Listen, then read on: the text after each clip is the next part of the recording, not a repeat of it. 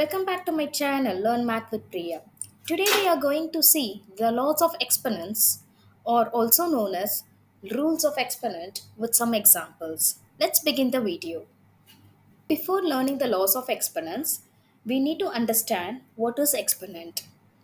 For example, if I write a number 2 raised to the power 4, then we call the number 2 as the base and the power 4 we call it as exponent, which means the number 2 is multiplied by itself the exponent number of times.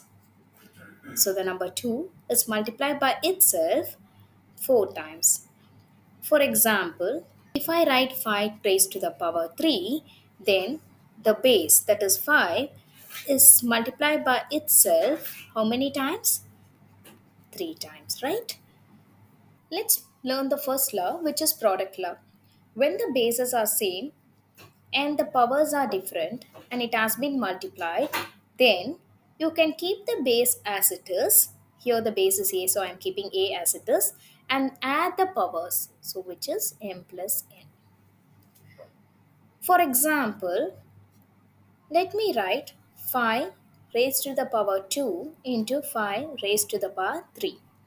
So you can see here the base is same, which is 5, but the powers are different. So I can keep the base as it is and I can add the powers. So my answer is going to be 5 power 5. So let's see the working. Why we are adding the powers when the bases are same and the powers are different. Let me give a clarification on this. 5 power 2 into 5 power 3. How you will write 5 power 2? So you know the base is multiplied by itself exponent number of times, right? So 5 square will be 5 times 5 into 5 raised to the power 3. So I know the base is 5, which is repeated or multiplied by itself 3 times. So now count the number of 5's. So 5 is a number which is a base which is repeated 5 times. Isn't it? Now let's move on to the next law, which is called quotient law. In quotient law, the bases are same but the powers are different, and you can see the operation now, it is division. Okay, so now you have to subtract the powers keeping the base as it is. Let's go for an example. 7 power 9 divided by 7 power 5. So this is going to be 7 power 9 minus 5. The answer is going to be 7 power 4. Can we see the working here? So 7 power 9 divided by 7 power 5. So the base is 7, which is repeated 9 times. So I'm just converting into a fractional form and then I'm expanding it. So 7 is repeated how many times? 9, right? Because the exponent is 9. So I'm writing 7 9 times. And in denominator, it is 7 multiplied by itself 5 times. So now I'm cancelling the 7 common factor, right? So 5 sevens are cancelled. The answer is going to be 7, which is repeated 4 times. So the answer is 7 power 4.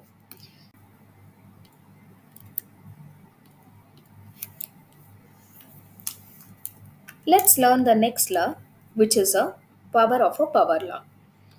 So what is power of a power law? If there are two powers, for example, a power m to the power n. Okay, say a power m, the whole power n is going to be a power m into n. You can just multiply the powers, keeping the base as it is. Let's see an example. 3 power 2 to the whole power 3. Okay, so here the base is 3. I'm just keeping as it is, and I'm going to just find the product of the powers, which is 2 into 3. So the answer is 3 power 6. Let's see the working to understand it better. 3 power 2 to the power 3, right? So first let's evaluate the number keeping 3 power 2 as the base, and the exponent here is 3, right? So 3 power 2 is repeated how many times? 3 times, considering this as a base and this as an exponent, right? So the base is repeated exponent number of times. So now expanded 3 power 2 is 3 times 3. Again 3 power 2 is 3 times 3. And the another 3 power 2 also 3 times 3. So you can see the number 3. I can write it as a base which is repeated how many times? 1, 2, 3, 4, 5, 6. Let's move on to our next law, power of a product. So power of a product means the bases are different and the power is same. One base as A and another base as B. And it should have the same power, right? A power m into B power m. So now you can multiply the bases keeping the power as it is. Got it? So for example, 2 raised to the power 5 into 3 raised to the power 5 can be written as 2 times 3 raised to the power 5. So let's see the working. 2 raised to the power 5 into 3 raised to the power 5. It is nothing but 2 is repeated 5 times multiplied by 3 power 5. So 3 is repeated 5 times, isn't it? So now I just make the combination of 2 times 3. How many combinations of product will be there? Again, it is 5 times. Isn't it? I am just making the product of 2 times 3. So this can also be written as 2 times 3 to the power 5. So this can be asked in other way as well. When the left hand side is given where the bases are different and the powers are same, you have to multiply the bases keeping the power as it is, or they may give the question as 3 into 5 power 7. Sometimes in order to simplify, the right hand side will be given and you need to reframe the left hand side as 3 power 7 into 5 power 7. So what we are doing, we are just splitting the base with the same pass, right? So the bases are 3 and 5. Let's move on to power of a quotient law where there are two different bases and it is divided. So a power m divided by b power m. So you can see the bases are different. So divide the bases first and keep the power as it is. So for example, suppose if I have 7 to the power 5 divided by 3 to the power 5. So you can see the bases 7 and 3 are different, but the power is 5, which is same. So you first divide the bases and keep the power as it is. Let's see the working here. 7 to the power 5 divided by 3 power 5. I am just converting to the fractional form. So you know the base is 7, which is repeated 5 times, and the denominator, the base is 3, which is repeated 5 times. So I can group as a fraction, right? 7 by 3. So if I take 7 by 3 into 7 by 3, so how many times it will be repeated? 5 times. So I can write it as 7 by 3 to the power 5 that we have done here. Okay. The next exponent we are going to see is zero exponent. That is, whatever the base may be, if the exponent is 0, then it is going to be 1. What do you mean by this?